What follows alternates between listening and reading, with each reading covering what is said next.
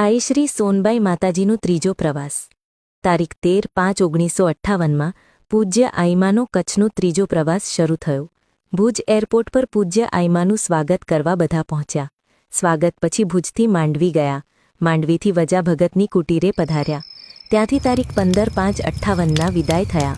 તારીખ 15/5/58ના નાની ભુજપુર આવ્યા। ત્યાં 2 કલાક રોકાયા। આજે સાંજે ભુજમાં જાહેર સભા હતી, પણ ઝરપરાવાસી ચારણોના અતિ આગ્રહને માન આપી પૂજ્યમાં અને ઋષિરાજ એવા ભક્ત બાપુ ઝરપરા ખેંચી ગયા અને ભુજ તાર કરી દેવામાં આવ્યો। ઝરપરાએ આઈમાનું ખૂબ ભાવભર્યું સ્વાગત કર્યું। શ્રી થાર્યા ભક્ત અને વજા ભક્ત ભજન બોલ્યા। શ્રી પિંગળસિંહ બાપુએ ઉદ્બોધન કર્યું અને પછી ભગત બાપુએ કહ્યું કે તમારી પાસે પ્રેમરૂપી વશીકરણ છે, એટલે અમે સૌ આકર્ષાયા છીએ।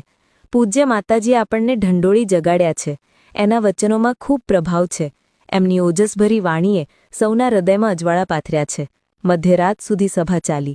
પછી શ્રી પૂંજાભાઈ મીંઢાણીની વાડીએ સૌ આરામ લેવા પધાર્યા। આખરે તારીખ 16/5/58ના સવારના માતાજીને ઝરપરાવાસીઓએ ભાવભરી વિદાય આપી। આઈ સોનલમાની સભા પંજોરાવાળી ધર્મશાળા આગળ થઈ હતી એમ વડીલોનું કહેવું છે।